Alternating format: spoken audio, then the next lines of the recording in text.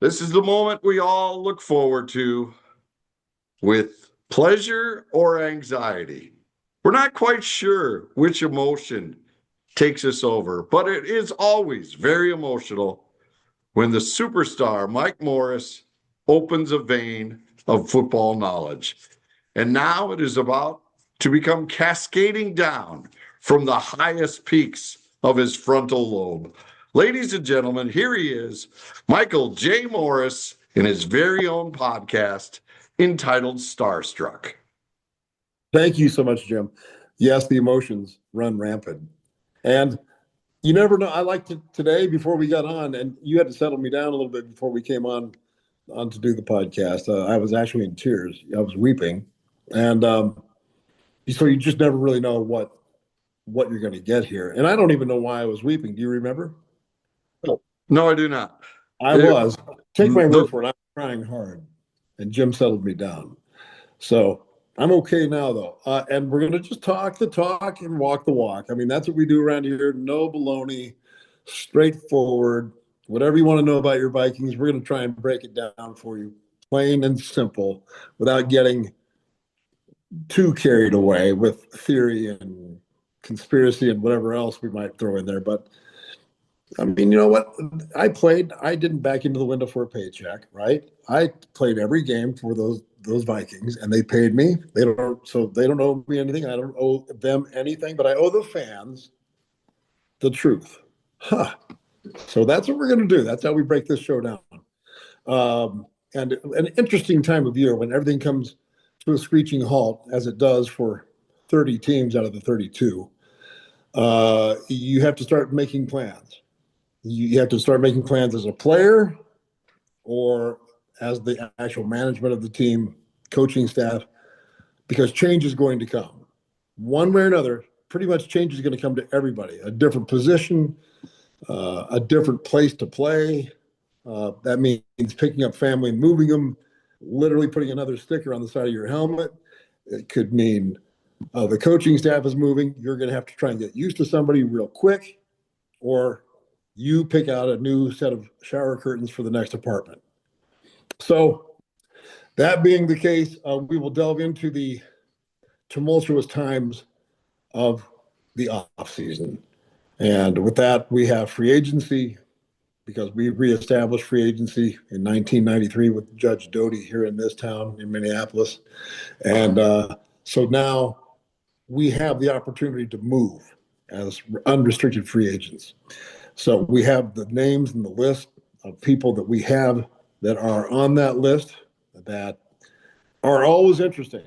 Did they do enough in this past season to earn the right to come back? Would you, if you were the team, re-sign them, or would you let them go test the marketplace and find a new home? So we do this every year. Jim and I have been doing this for, good Lord, well over a decade. So it's probably a couple good decades of, do we bring them back? Do we not? So we're going to break it down, and Jim's got the list. And I don't know about you, but every year this time, I like to pretend that I'm GM, and I would bring this back because it's a good piece of the puzzle. I'd do anything I could to get it back, or vice versa. I'd get rid of it and pull something else down that would make more sense. So here we go. What do we have as the first op? And then we got plenty of other things to talk about. We'll talk about the Flores thing, the whole thing, and we'll get it all talked about. But these lists are very good. Yes. We'll talk about Brian Flores signing a new deal with the Vikings, but it does not mean he's here for good. We'll explain that in a bit, but let's get to the Vikings pending free agents for the 2026 offseason, starting with the offense.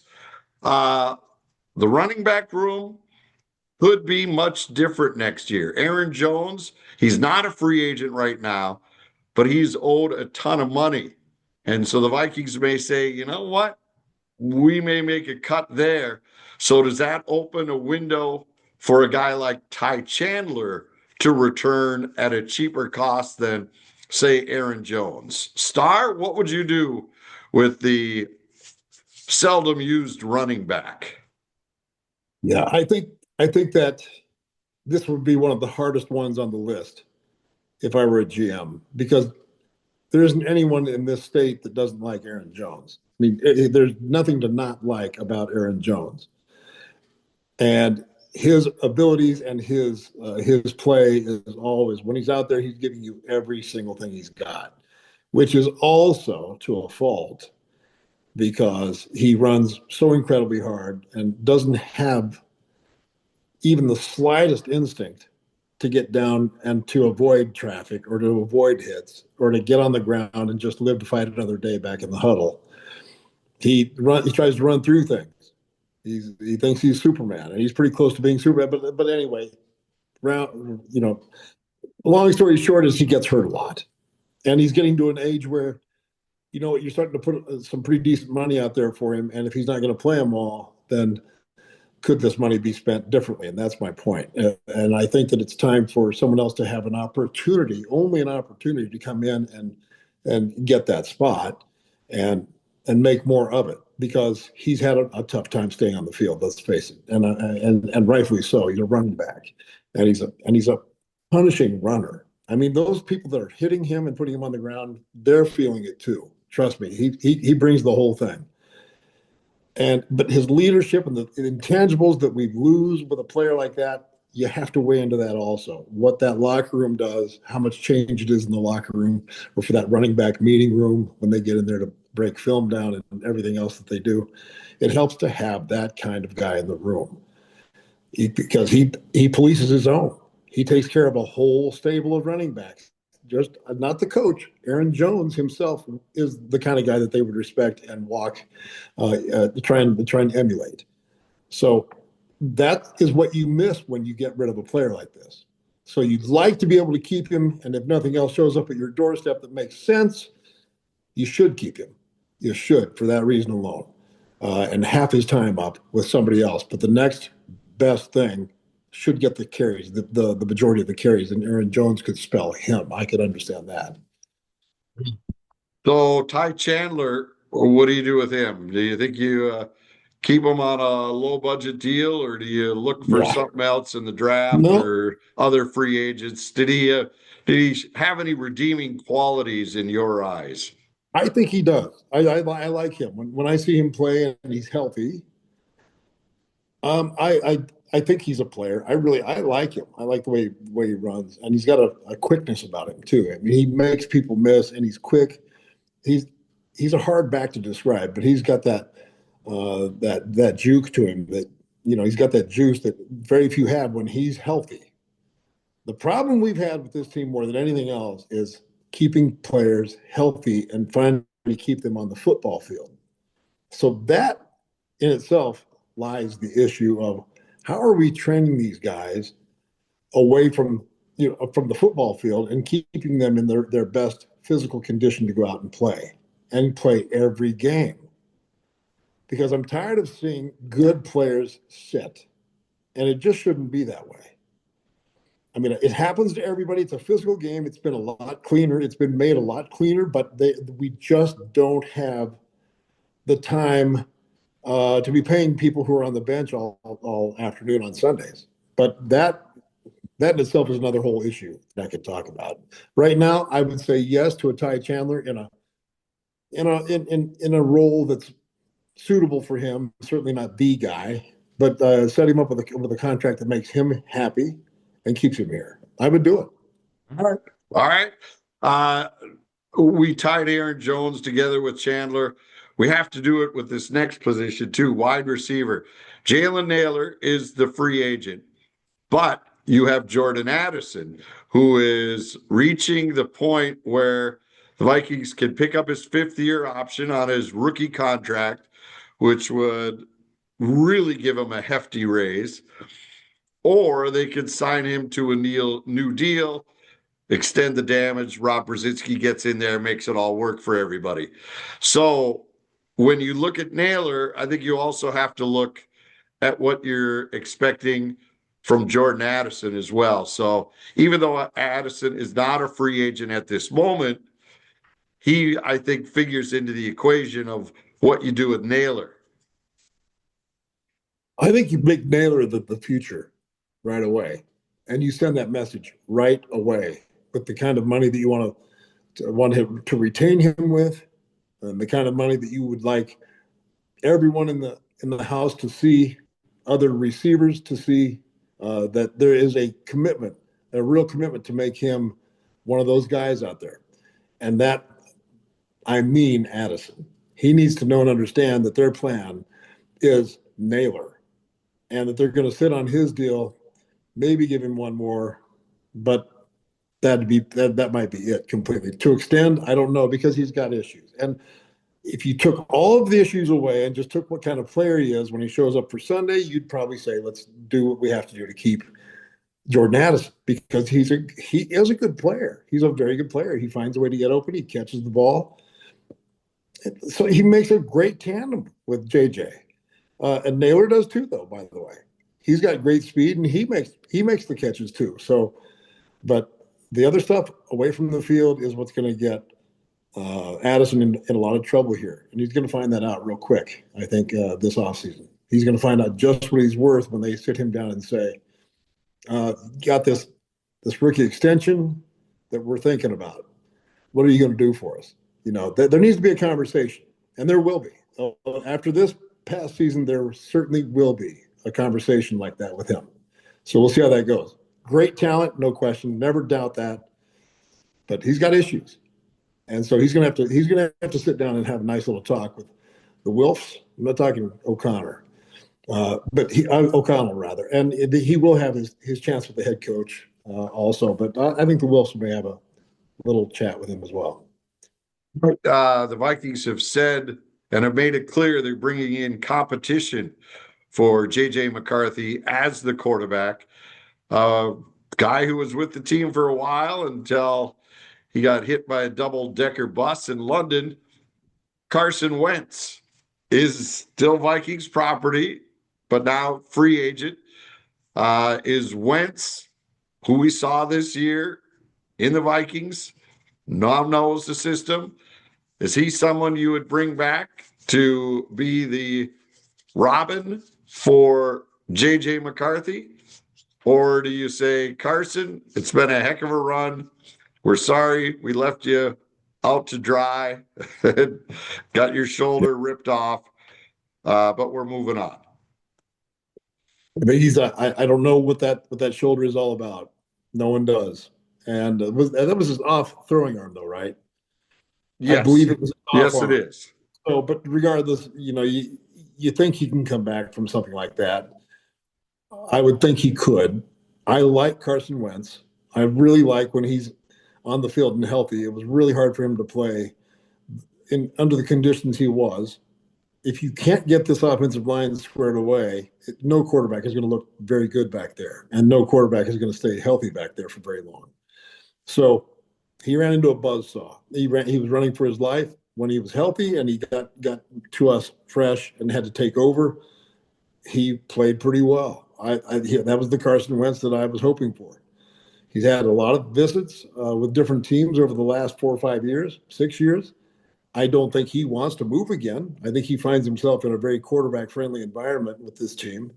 I think he also knows the backstory with JJ McCarthy and what could happen with this kid to make it very interesting for him to come back and challenge this kid for his job. If that is what they're going to do, is they're going to make McCarthy earn the spot. I think Carson would push him. I think Carson Wentz would push him for that spot. I mean, I think he'd have to work if they do what they say they're going to do. Okay. Right. And they're not going to find someone in the draft. That'd be another rookie coming in to try and that's the same thing all over again. You find a heck of a quarterback out there now, but the Wentz is good when he's healthy. It's just a shame that he went down the way he did. But I do like Carson Wentz. I will say that if I was a GM, I would certainly consider bringing him back, and I would just hope that the rehab went well.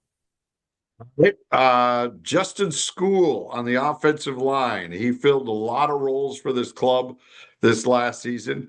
As you have pointed out numerous times, the offensive line cannot stay together. And so School had been almost everywhere on that line. He is now a free agent. Was he enough of a jackknife to fill in all the holes for you to bring him back again, or do you go a different direction with him? As a left tackle, I don't think we're in good shape with that at all. I know that he played some at guard. I don't think he was the player you're looking for. He Even was the even center a couple games. he was. I thought he played some center too. That was probably his best spot, it seemed like. At least Yeah, that's what he's people not. said. I think left tackle is not his deal, but he was very courageous for going out there at left tackle and trying to be the gatekeeper off the quarterback's backside. I didn't think he fared very well. You can tell the effort is there. You can tell that he has skill, but I don't think it's a left tackle. I think he's more of a guard center. If they want to bring him back and make him more of a utility guy in that role, I can see a conversation with a reasonable contract that would retain him. But they You got to don't figure out. see him as eventually being a starter, right? I You don't. think the ceiling is pretty much what he is right now? I think he'd be a great utility kind of guy that can come in and back up and play anything if he had to. And we always have that issue here for whatever reason. We can't find five that stay on the field very long. So you're looking at your sixth guy pretty quick. So in that regard, you'd want to keep him on the short list of guys that you'd want to have come back. But that's after you weigh into the draft and some of the veteran free agents that you could acquire. He would not be at the front of the list. You know, someone that you would want to pay top dollar for if your car is now a free agent and you decide to let it go, there'd be a place where you would find all top shelf free agent vehicles to replace yours. Good. I kind of consider Dodge and Burnsville my combine for cars and stuff to go and find something that I like. Just what flavor do I want here? How fast is it? How does it maneuver? How does it steer? What kind of gas mileage? And most of all, the price, the cost. If I was a GM, I would definitely look into and a car or a truck down at the King of Ram, because they are the King of Ram. Literally, they're the by far the dealership that sells the most Ram trucks and have for years now. And second place is a distance away. They're that far out in front. So if you want the truck of your dreams, head on over to Dodge of Burnsville, right off 35W and Cliff Road in Burnsville, and just say hi to Mark Saba or his son, Adam Saba, and they will show you around, because they have the selection, they have the inventory, because they will allocate more trucks to them because of the way they sell them. So you can get down there and find anything you want probably on the lot without having to order one. And also, they'll make you a trade. They're good about that. That's why they've been in the business for a long time, because they make good deals and they stay in business that way. So check them out. Dodge of Burnsville, 35W Cliff Road in Burnsville, and tell them the superstar Mike Morse sent you. And since we're talking about free agents and guys pitching themselves to become attractive to other players, to other teams, and not only does this happen at the professional level, but it also happens at the high school level, at the college level, junior college level. And so you need to make sure your game is up to snuff before you send out that tape. And sometimes you need to go to a camp, and sometimes you don't live in the metro area. So you have a tough time getting into one of those camps. But you, with your great friend, have found a way to help these guys get a shot. And I did. I just sort of happened upon it. I went up and did a Viking a football clinic up in that Ely range, the Alexandria range, rather. I'm sorry, and in that Morris College vicinity. And Kevin Tafe is the gentleman that I'm talking about. He put together a nice football clinic for the rural kids up there to be able to get into one and have some really good coaching, some quality coaching. And along with that, he put together a couple of events for the people that are bringing their young kids in there to be able to have something to do while they're staying and watching their kids in a 2-day clinic. So they have a nice boat outing and fishing experience for the parents, and also a golf outing for those who'd rather play golf. And a really nice dinner the night before the clinic starts, the camp starts, where people can come and get apparel and memorabilia signed, and by some top names that show up to work the camp. So Kevin Tafe is that guy, and he's doing it because all these kids have a place that they'd like to be able to go and can't find them down in the cities because of the numbers game. So he's setting it up so they can sign up there and make sure they get into a good clinic. And so he's planning on doing one, if not two, this year. And so, Kevin, I'd like to thank you very much for being a part of this show and being a sponsor for this show and the Jim Bob Sports Jamboree as well. Very nice. Very nice. All right, let's hit back into the free agents and see who else you would want to say back. So far, you've been very kind. You've been offering contracts to a lot of players. It's very kind of you. Yeah. A lot of guys, heartless GMs would say, you're out of here. But you are being very kind with someone else's money. I think it's something you got to know how to weigh into it. Bud Grant was so good at weighing into talent, and picking the right people and keeping the right people, and not throwing away someone that would have done some good that ended up on somebody else's team, killing us. So that's the key here: is finding worth, finding value, and then establishing value that matches that in dollars and cents, so that you don't overspend, but everyone still feels like they got a fair deal. The player, management, everyone ends up good. So you go. So far, it's been good. There are some that I'm sure I'm going to probably have to send down the road, but that's the NFL. Not for long. All right. Well, this is an interesting one. Probably the biggest decision that has to be made in the linebacking core. You have both Eric Wilson, a free agent, and you also have Ivan Pace Jr., a free agent. Now, they kind of play similar roles in that linebacking core. Of the two, how do you see them stacking up?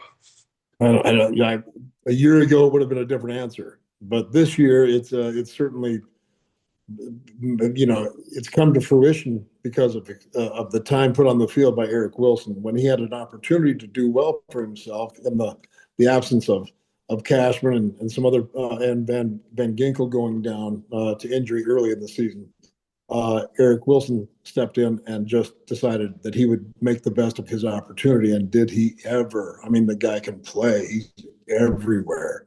And he's a pretty big guy, solid. And he's at that perfect time in his career where he's played enough football that he's become pretty savvy. He understands the game. And you can tell he's a veteran out there now. But he's at the prime a part of his career where he can now start putting in really good years for somebody. He was with the Packers for a while, but he came in with us though, didn't he? He started with us and then went to the Packers, and then he came back. But this is a guy that you don't want to have leave again. So this is the one guy that I would want to set my priority on. And if you were going to set this list that we've already mentioned, that would be the number one guy right there. You want to make sure that a player like that comes back because he's a playmaker, and you keep him alongside Van Ginkel and Cashman and those guys. You don't want to break that up. And so I'd say yes to Eric Wilson, and let's find some money, make some space for him.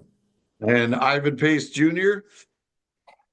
Yeah, he is. He's a good football player. I don't know what it was, but he lost his luster. And it might have been because of the shine that Eric Wilson had.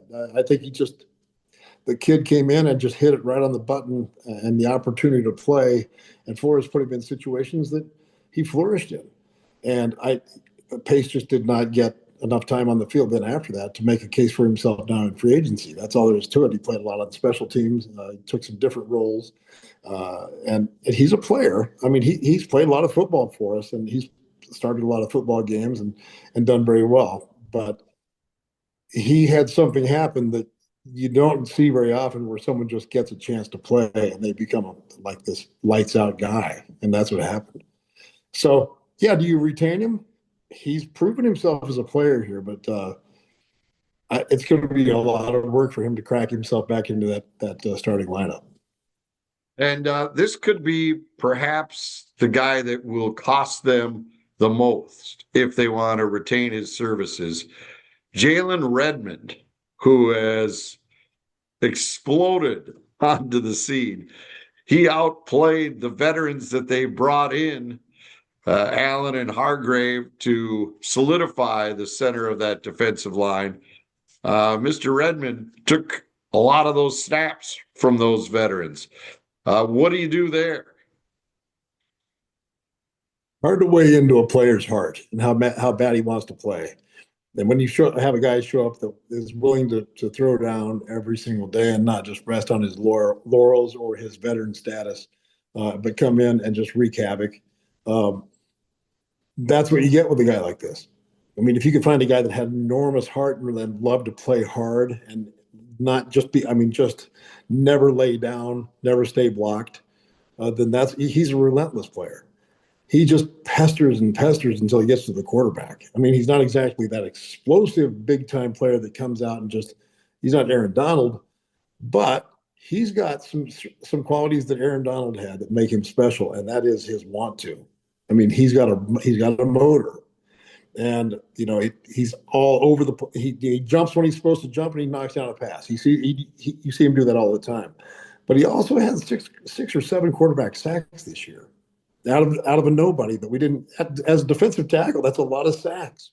That's a lot. Anytime you get 5, 6, 7 from an interior lineman, that's a good number. That's a big time number. So he has certainly upped his ante, and they're going to have to come to the table for him to keep him in, because there will be some people that will be looking for a guy like that.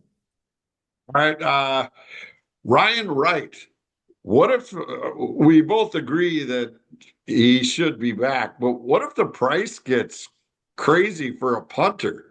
Do you really, how high do you go? I mean, do you really chase after him, or do you say, you know what, maybe we find another leg? It's hard to believe how difficult it is to analyze a punter and a punter's value. It's really, really tough. There aren't that many numbers to go off because they can't just haul off and kick it as hard as they can every time. And punt the distance. They have to punt it out of bounds short. They have to do things with the football to keep people pinned back.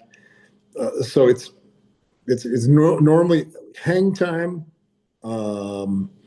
It's how far they can kick it, not out kick the coverage, but have enough hang time for the coverage to get under the ball, and then net returns. So if you're punting the ball well, the return team should be able to get a guy on the ground within 7 or 8 yards and no more. So he's done a pretty good job of doing that, allowing the unit underneath his punts to do what they're supposed to do and not kicking the ball inconsistently or to the wrong hash and have us show up later in the wrong place completely and then have a ball return 12, 15. Yeah, there's a lot to weigh into with punting. And I think he's established himself as a pretty decent punter, and he punts the ball, he gets the ball with some touch out of bounds and before it goes into the end zone. So he's got good touch. He's definitely something you don't want to stir it up. If it works, if it fits, don't try and fix something that already works, is all I'm saying. And he definitely does.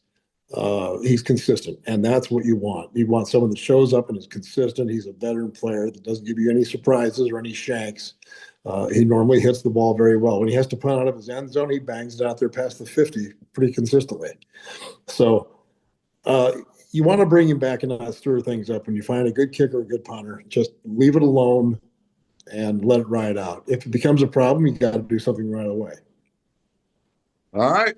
Well, those are the most intriguing names in free agency that I have for you right now. We can dig into them more, but I just feel that I'm just draining too much knowledge from you at one sitting, and I really don't want to. It's overwhelming, isn't it? Yeah, I mean, I have to take time to just sit back and comprehend all of this knowledge that you shared with us. And so I think we just have to stop, just because most people cannot have the capacity to It's overload. process. It's overload. Well, I can hear people just vapor locking almost right now, even from here. So we can jump into the Flores thing, or are we just running out of time? Oh yeah, Or yeah, what? yeah. No. Well, it's the internet. There is no time. We are There's never. stuffing servers from Cambridge to Santa Monica with your Yeah, knowledge. There, it's all yeah. sitting out there somewhere. So yes, let's get to the headline. Brian Flores re-signs with the Minnesota Vikings as their defensive coordinator, except if he gets a head coaching job, he's gone. So, what does this tell you right They'll now? retain it if he stays. He interviewed Yeah. with Pittsburgh this week. He's interviewed with Baltimore. Those are still jobs that are not filled as of this conversation. So, what does this tell you that he has agreed to return here if he doesn't get a head coaching position? They waited until a couple of the interviews, some of the main interviews were over with, before they offered him this. And so you would think, well, if he's Or not getting, he went there. This offer has been on the table the whole time, and he and goes, you they're know just not what? telling us. Maybe I should have a backup plan. I think that both could be the scenario. Both could be. Um, if he was offered a contract and he signed a contract, he hasn't signed it yet, though.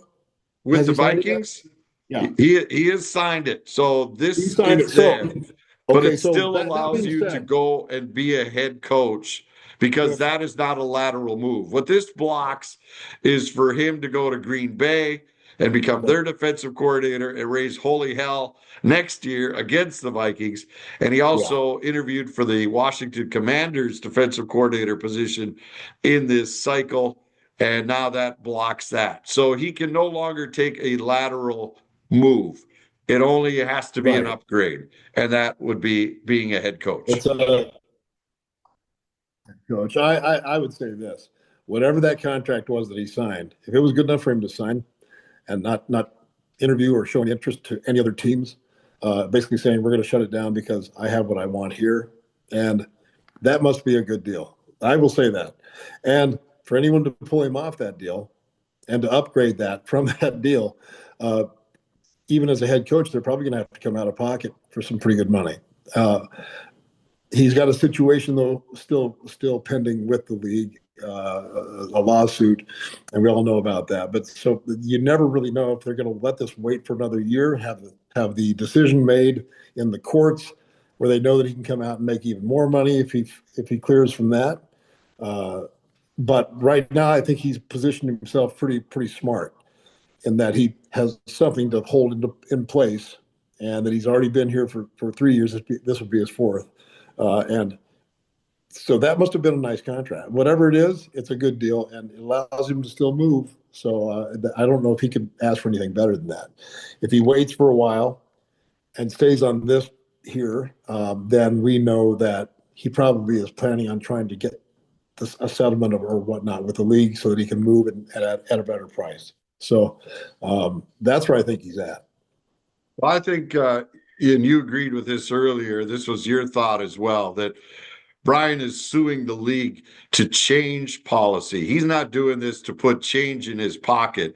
He's Yeah. doing this to change the policy to get more minorities into higher power positions in the National Football League. And he's, as you mentioned before, a man of principle. And so the money he would get, he would exchange for changing the way the National Football League goes about their hiring policies and to get more guys, more players opportunities to be part of the league after their playing days is done. And I think that's what he's really hunting for. That's why he hasn't settled this in what I think is going on 4 years, that Yeah. this has been out there, this lawsuit. And the league doesn't want this dirty laundry out. So I'm sure they've offered him cash to say, that's enough. Let's get this done. And he's saying, nope, I'm not going back down. You guys are going to have to deal with me. So Yeah. Yep. I think, that lawsuit is not about a windfall for him because he's already been a head coach. I'm sure he was paid well in Miami. He's been in the league with Pittsburgh as an assistant there, got paid by Tomlin 3 years of this and now this contract. So I don't think he's going to rip up that lawsuit anytime soon. Yeah, because, you're right, because it's all about principle. People who put privileges ahead of principle soon lose both. That's what Dwight D. Eisenhower said. Oh, I thought that was you. Well, I wish it was. I wish it was, but I still remembered it. I'll be darned if I didn't pull it off. But the fact is that you're right. He's well established himself financially, I'm sure. And plus, if that isn't the case or wasn't the case, he has now a backup plan that I'm sure will put him in a pretty good position. But no, he wants to change things, and he wants to not change it so that they can just mail it in with an interview here or there with minorities, but to actually have a bona fide interview for a coach to take a head coaching position or otherwise a coordinator position and have it count and have it hired. So he's doing it for principle and to better the league and to better the workplace for people who are trying to be employed here in the NFL. So that's good for him. Yeah, I agree. All right. Now I'm really overloaded with knowledge. So please dismiss the class. I'm sorry I did that. I'm done here. My work is done. Panic, chaos, disorder. My work is through. And so we're going to just give it a break. And I want to thank Jim Rich for being here for me and being my other chair and other voice. Man, I'm telling you what, to be able to kick it around with Jim Rich after all these years that he's put in with all the teams in this town. So thank you very much, Jim, for being part of Starstruck. And for myself, the superstar Mike Morris. That'll do it for us. You can hear us same time, same place, because you can pull it up anytime you want on the podcast. So it could be your same time, same place, anytime you want to, okay? And that's it for us. So we'll talk to you again next week. Peace out.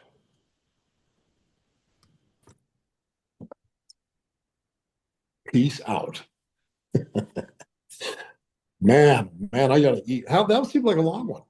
It was 40 minutes. Perfect. Good. That's good. I appreciate your help. I appreciate you, being persistent and trying to keep it in the books because, our schedules bounce in and out. The other guys bounce in and out all the time. Yep. So not easy. It is not easy trying to keep this thing up and running. Oh, and Bob won't leave his house. So for God's sake, he's going to piss Tyler off one of these times, because Tyler's going to say, well, what am I paying for? I'm paying the freight and I'm shut out. I mean, because he likes being with you. He likes coming in and being part of it. Yeah, he likes being part of it, doesn't he? Yep. Oh, he's taking some time away himself, but I know. No, well, that's fine. If he pulls the pin, that's fine. You do what you want. The checks are still coming in to pay Bob FM. So if you don't want to be there, that's fine. But I think when he wants to be there and Bob goes, I'm going to sit in the barn, it's like, dude, it's an hour. Just go there, do it, and leave. He's backed off his schedule with the other stuff. He's not with radio or anything else anymore, is he? Oh, so he's retired, but Jeekers. I mean, so just get in your car, have a nice little drive, pick up some Dunkin' Donuts, and come in and do the show and relax. I mean, geez. Does he do his own show every day? Yes, he does. Yep. All right. Well, there you go. And he still does it from that little room that he has over at the other place? No, he still has that from home now. Now he's got the studio set up in his house. Okay. All right. Well, that's good. Good for him. But he still has that studio. Well, I don't know if he's gotten rid of it yet because he was doing another podcast that someone was paying him for him to produce. Oh, really? So I don't know if that's still going on or not. I don't bring it up. I've got my own equipment. I've done it before on my own when I was with ESPN. I've done that before. Then I had Manny Hill produce it and cut it up and make it happen. So, I've done it on my own and just done right out of the gym several times. So we'll have to have some lifters on sometime, or we got some numbers we can call for some different people to talk about in the world of strength, or it changed up a little bit here in the off season. Sure. And to make it different because, rehashing Viking stuff all the way up until mini camp, training camp, OTAs, let's say, or the draft. But we have some other things we could do, or we can call an old buddy from time to time. Jim McMahon, I've got his number. Yeah, we could put him in. If we do it a Zoom way, we could just have him in a box too, and it'll just record. Yeah, exactly. That'd be fun. So that'd be a fun one. And so we got a lot of different things we can do. And in the area of strength, we've got a lot of different people that strength has become a big deal now. I mean, it's a really big deal now. So we have the strong men like Brian Shaw. I know Brian Shaw or Eddie Hall. I know those guys. So we can get in touch with those guys, and that'd be a hoot. So we are done here. I'm going to go eat something. I'm hungry as hell. So take care of yourself. I'll watch you tonight. Okay, see ya. Okay, then. Take care of yourself.